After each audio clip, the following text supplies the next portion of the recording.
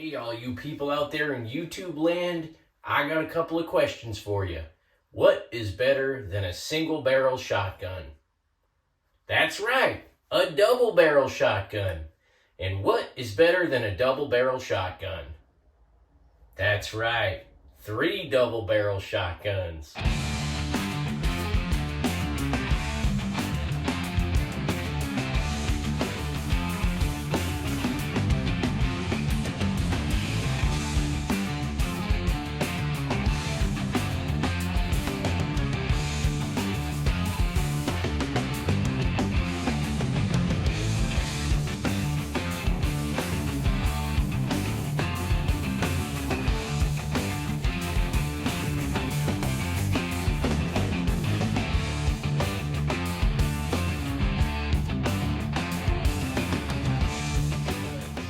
Today's video is about pattern collecting double barrel shotguns. I haven't done a pattern collecting video in quite a while, so I thought this would be a fun one.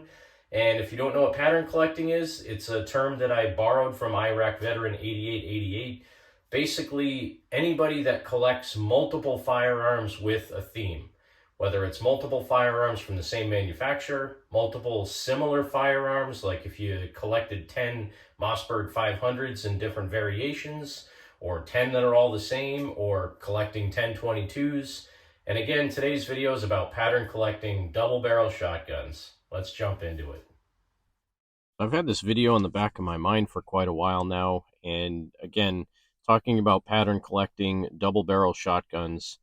And there wasn't really necessarily a brand that I was going after when I was purchasing these firearms, but the 410 version, which you're looking at right now, is a Stoeger coach gun. So it has a 20-inch barrel and just a vent rib and a bead sight. The 20 gauge is also a Stoeger coach gun, which is the one that I've had longer than all of the other ones that I've had. This one I've put in quite a few rounds through it, and I've done a few modifications to slick up the action, and it's been a pretty good gun. And then the 12 gauge double barrel shotgun, which is one that I showcased not that long ago on my channel, is the Fox Savage Model B. And this one has that nice case hardened bluing and that gorgeous woodwork on it. So let's check these out in a little bit more detail. Obviously, the Savage Fox model is the longest out of the three.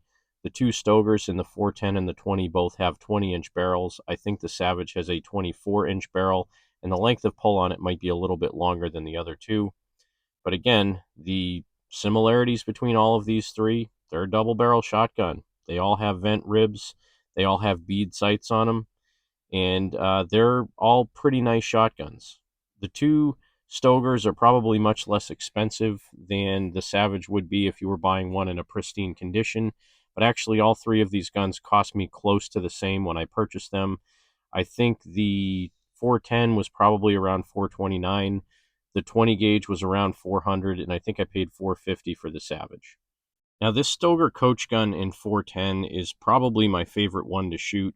It has the least amount of recoil. It has the most gorgeous piece of wood that I have ever seen on a Stoeger shotgun. You know, it has pressed checkering in it, but the wood grain on this is just absolutely beautiful. It's not like a super deep, rich bluing on this gun, but it is a pretty good finish on there.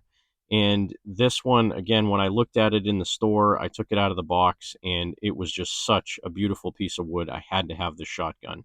So the 410, pretty nice design. Again, it's a coach gun, so this has 3-inch chambers, and it also has 20-inch barrels on it. You can see down the bore, very nice clean bore. The machine work on these is pretty good. I mean, I won't say it's pristine, but it's good enough for an inexpensive side-by-side shotgun. The 410 has two triggers, which I like. The front trigger is the right barrel. The back trigger is the left barrel. Like Paul Harrell always says, you're right out front or you're left behind. And looking at the bottom of this stock again, we can see that beautiful wood grain as we walk down the stock. You can see the trigger guard, which is decent. They're not super ornate, but they're very functional. And then the hand guard on both of the Stoegers, you have a detent in the middle of it that you pull back to take the hand guard off and break the gun down. Now, the wood on the 20 gauge is not quite as ornate or nice as the 410, but it is more than ample. It still does have press checkering, which looks decent. Still has the double triggers. So again, the front one is the right barrel, the back one is the left barrel. And the bluing on this one looks a little bit better. It's a little bit of a deeper luster. Again, as we look down the barrels, you can see the machine work in there. It's ample. It's probably not as pristine as a much higher priced gun, but it does function fine. I've put more rounds through this than either of the other two that I have. And again, the wood, while it's not super ornate, it's more than ample, and it does still look pretty good. Just like the 410, looking at the bottom of the stock as we go from butt to tip on this one, the wood looks pretty good. The trigger guard, again, is not very ornate, but it's very functional, works great, and we have that nice checkering again on the handguard. This one is a little bit off center, kind of bothers me, but you know what? When I bought this thing in the store, I didn't really notice it, so I've just kind of let it go over time. Now, of the three, the Savage is definitely the most ornate. It has that nice case-hardened bluing receiver, and that really adds to the appeal of this gun to me. The wood on this one is pretty decent. It's been poorly refinished a couple of times, but honestly, that doesn't bother me that much. This one, again, has two triggers in the same configuration. The right is the front trigger, and the left barrel is the rear trigger. The handguard on this one has a lot better checkering, and the bluing on this barrel, as you saw in one of my previous videos, is not very good. The barrels on this one are actually in really good shape, despite the fact that they were horribly filthy when I bought this thing. I did a video on this where I talked about taking it all apart to clean it, and this one is definitely a very different design. It's very simple and very elegant for what it was. And this was actually the lower priced model in the Fox line. So this one's not even as ornate or as nice as they would have come from the factory. This is kind of like the working man's gun or the mid-level gun in the Fox lineup. But this one is definitely more ornate than the two Stoegers. Now, moving butt to tip on the stock on this one again, this one does have a little bit bigger palm swell and pistol grip in the stock, and it also has a much more ornate trigger guard on it. It has kind of like a swirl design in the back of it. And as we move up to the receiver, you can see that gorgeous case-hardened bluing with that nice Fox emblem etched in the bottom of the receiver. And as we travel even further forward, you can see the nice etch work that is in the handguard on this one. This one I thought originally you had to take that screw out to take the handguard off, but it actually has a spring-loaded piece inside that just helps it snap on.